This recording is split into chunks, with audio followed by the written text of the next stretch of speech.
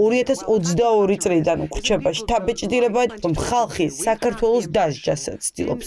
ჩვენი ტერიტორიის 20%-ზე მეტი რუსული ოკუპაციის ქვეშ არის და ხალხი კიდევ ამბობს, რომ საქართველო პრორუსულია. თეა წულუკიანი ამ დარბაზში სიტყვით ისე გამოდის, რომ ჯერ არც კი იცის აღიარებს თუ არა საპარლამენტო ასამბლეა პასეს წევრად. ქართული ოცნებისთვის გადამწყვეტი 12 საათის ათვლა დაიწყო. ხვალ დილით უნდა გახდეს ცნობილი პოლიტიკური ვერდიქტი.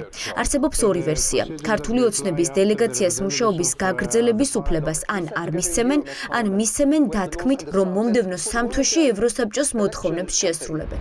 მშვიდობიანი დემონსტრანტების წამებასა და არჩევნების გაყალბებაში მხილებული ივანიშვილის რეჟიმის საგანგებო დებატების დროს ევროსაბჭოში კრიტიკის ქარცეცხლში გაატარეს. ჩვენ არ შეგვიძლია შემწყნარებლები ვიყოთ ადამიანის უფლებების უხეშ დარღვევაზე წევრ სახელმწიფოებში. უნდა მოვახდინოთ რეაგირება, რას ვეტყვით იმ ხალხს, რომელიც ქუჩაში აპროტესტებს.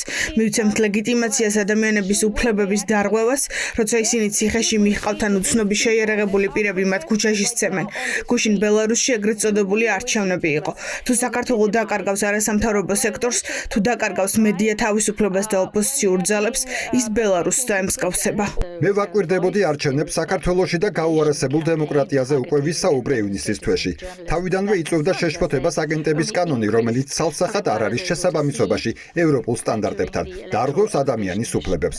ასევე შემაშფოთებელია თავდასხმები დემონსტრანტებზე და ჟურნალისტებზე, რომლებიც პრაქტიკულად სამიზნეებად არიან ქცეული.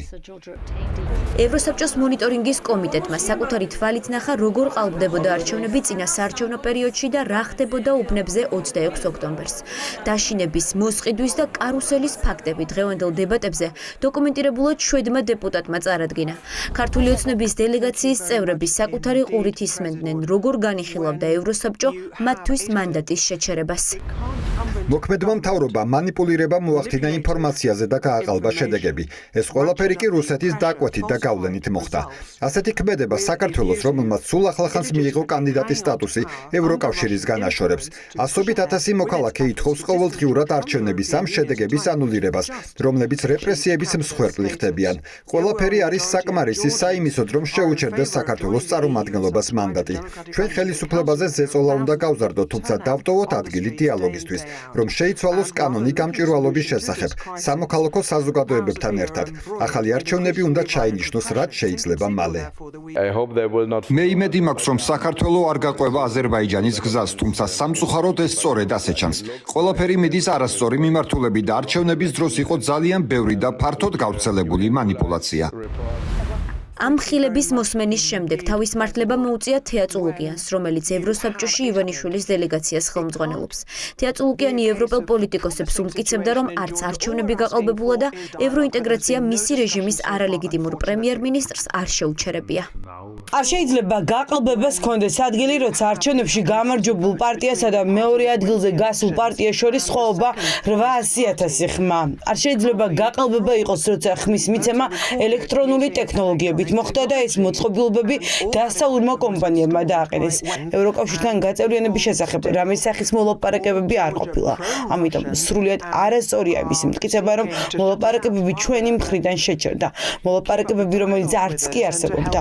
დასავლეთი მწვავე პოლიტიკური კრიზისიდან ერთადერთ გამოსავალს ხედავს პოლიტპატიმრების გათავისუფლება და ახალი არჩევნები. ეს ორი მოთხოვნა ევროსაბჭოში საქართველოს საკითხზე დებატების დროს არაერთხელ გაჟღერდა. ოცნება დიდ განსაცდელშია, თუ მოთხოვნები არ შესრულდება, შანსი, რომ ოცნების დელეგაცია სტრასბურგში არალეგიტიმურად ცნონ, ძალიან მაღალია. საუბარია ეს უფლებამოსილების ცნობაზე.